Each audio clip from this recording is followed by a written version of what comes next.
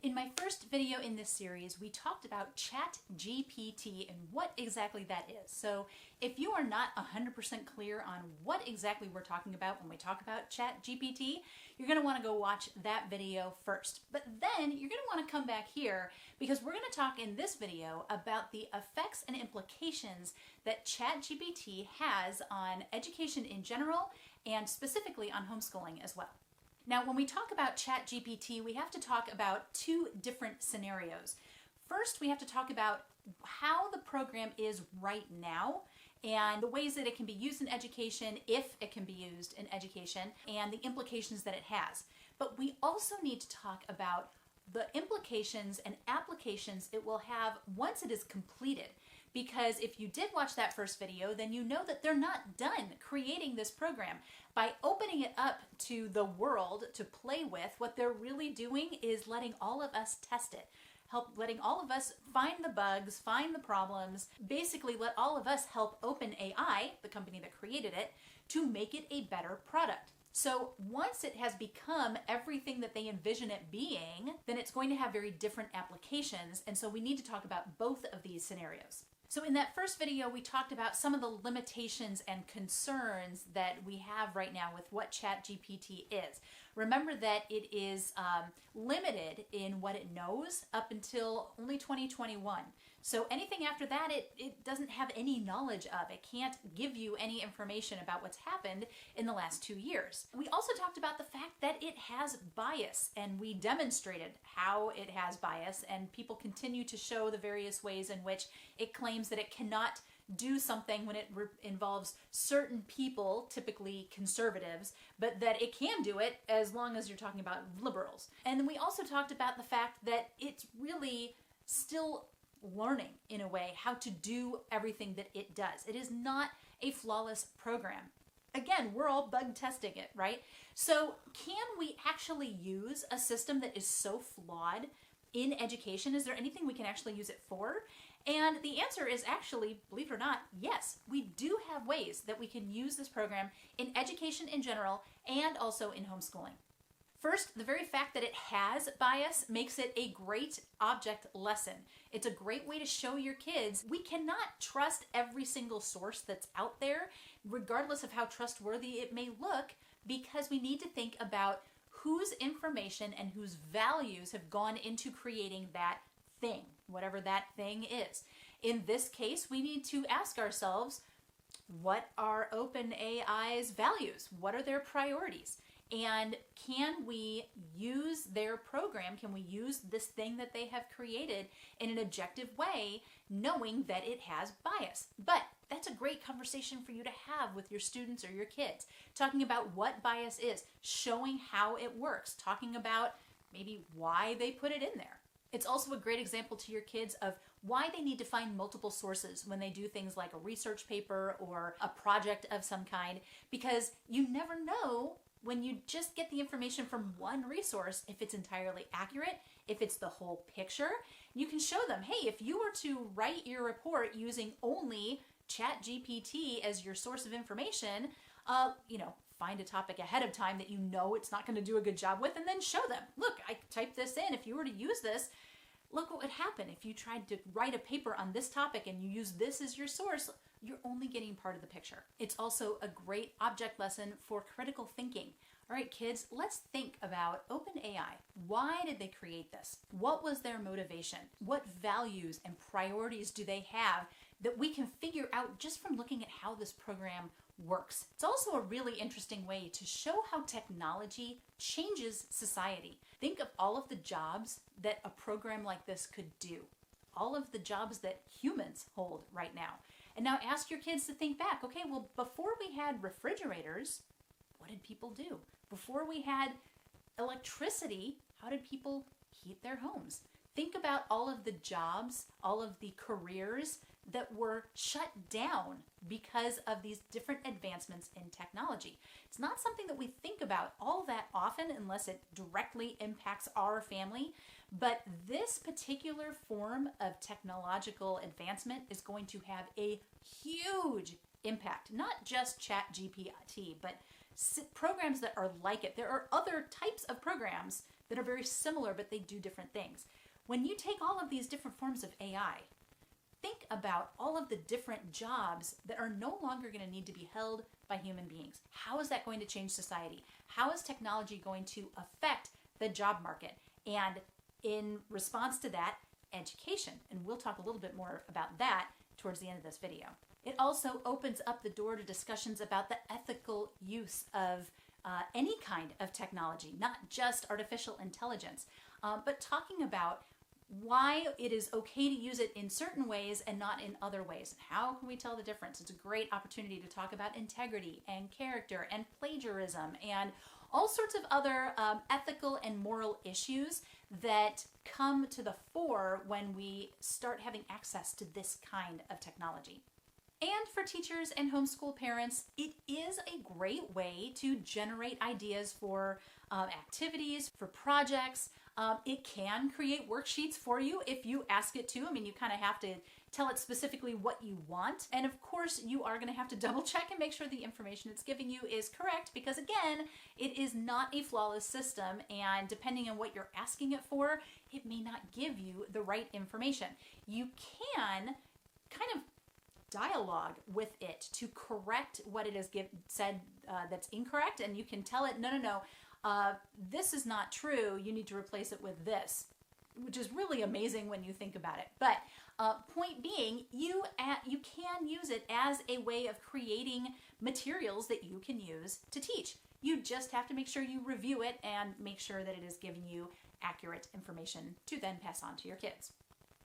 So once they have finally perfected this program and OpenAI has made it everything that they want it to be, what will its applications and implications for education be then? Well, we can assume that by then it will be a much more accurate database and that it will be accurate up to a much more recent time period. One would hope that they would figure out a way that they can be updating it even more quickly and regularly so that you can ask it things about recent events and not just things that happened in the past. At which point it would make a great online encyclopedia, dictionary, source of instruction. Again, if you saw that first video that I did and I showed all the different ways that you can use it, you'll be able to use it in all those ways, but be able to, hopefully, trust that the information is accurate. Right now, you're still having to double check. Okay, I asked it to show me how to, do long division. Is it giving me the right steps? For teachers, again, it will be a great source of things like lesson plans, activities, projects. You'll be able to possibly even use it to help you explain things to your kids, to your students, when you're having trouble coming up with examples or with a clear, concise set of instructions for something. So you'll be able to use it as a teacher. You'll be able to possibly let your students use it as a source or as assistants as they're working on projects or papers or what have you. But a lot of this is really going to depend on OpenAI and what their intentions are and what their values and their priorities are. Because again, what they are feeding into it is what you're going to get out of it. And one would assume and hope that they are feeding accurate information in, but until they have taught this system how to tell the difference between fact and fiction, reality and satire, because remember, they used all these different types of sources to create the database that this thing learned language from, and it places no value on any of these things. It doesn't think that one is more true than another. It doesn't know the difference. So until they have figured out a way to teach it how to know the difference between satire and just flat out fiction, regular fiction, and fake news and reality, it's not going to be a reliable source of information.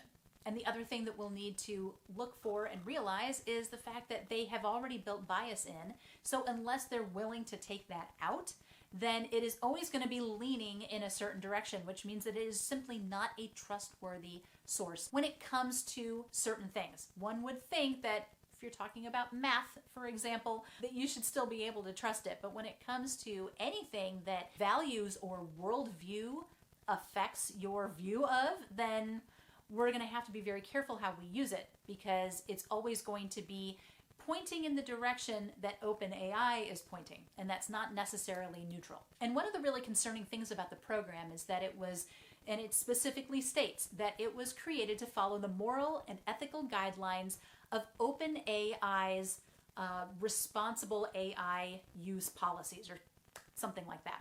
Point being, OpenAI has given it the values that they think it should have.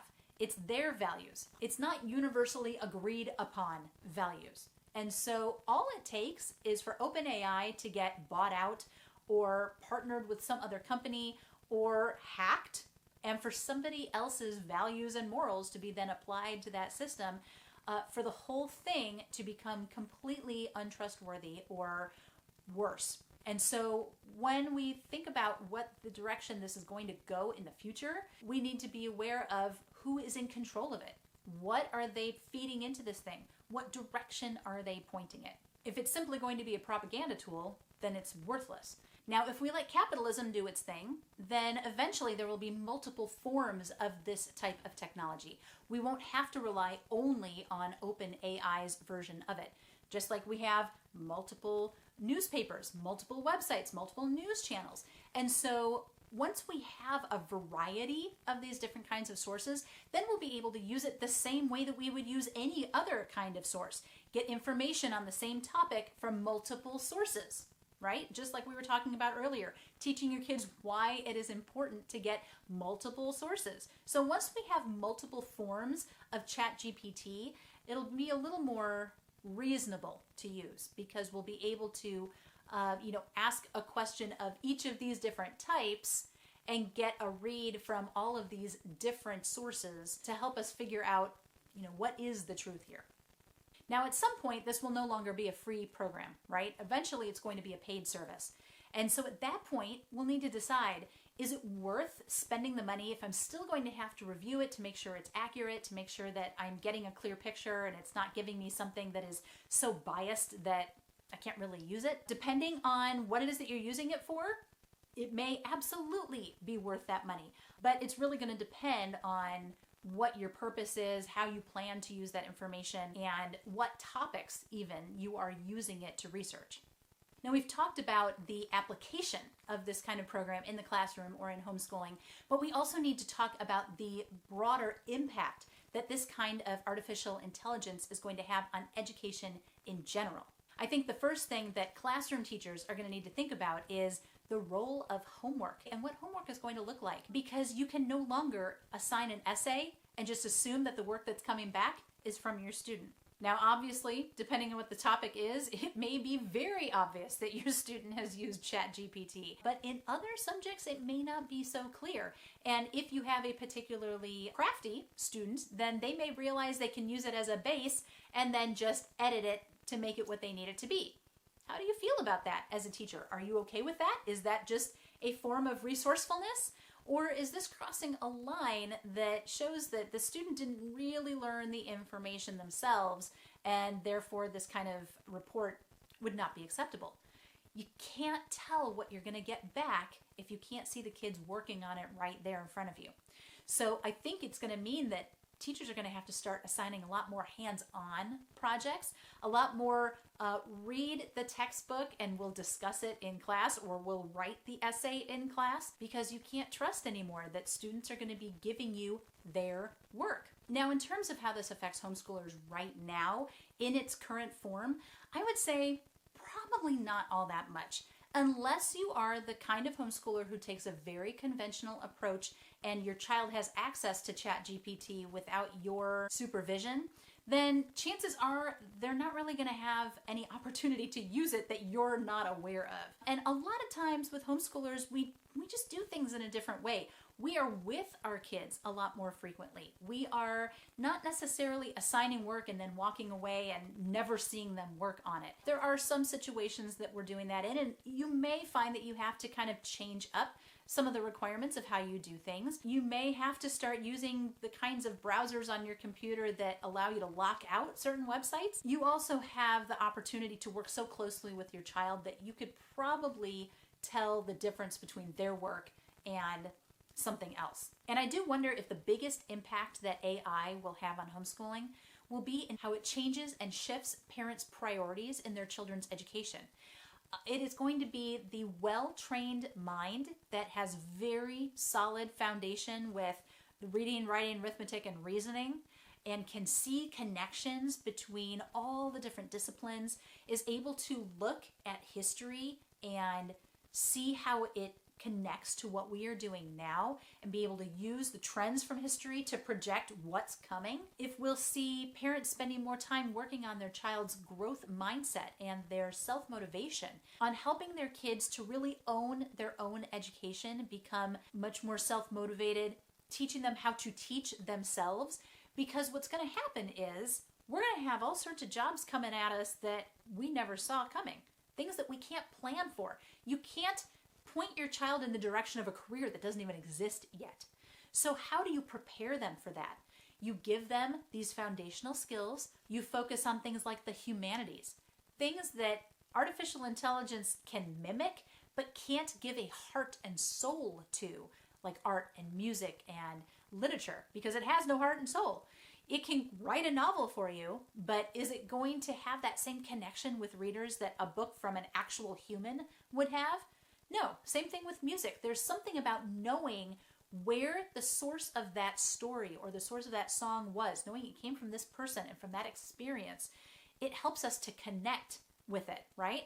We're not going to have that if it's artificially created. So I think we're going to see a rise in a need for people who are trained in the humanities and in flexible, out-of-the-box thinking that allows them to see beyond what artificial intelligence is able to see. Because at the end of the day, it is still just machinery, right? It is still just algorithms. It's still just programming. And it doesn't always work the way it is supposed to work. Humans are still going to have an edge. It's going to be a different kind of edge. They may not be able to make it as fast. They may not be able to make it with the same amount of accuracy right from the beginning, but they are going to be able to bring different skills to the table that artificial intelligence simply cannot. But it is that kind of reality that we need to be preparing our children for. And I think as homeschoolers, we have an edge. Our kids are going to have opportunities and learning environments that conventionally schooled children are not going to have. And I think that means homeschoolers are going to be a very hot commodity in the future job market. Now, in my next video, I'm going to take a look at all the different forms of GPTs that are out there, because ChatGPT is not the only one. And we'll talk about how all of these different forms of artificial intelligence could potentially affect the world that our kids are going to inherit. So make sure you have turned on notifications and subscribed, and I will talk to you again soon. Take care. Bye.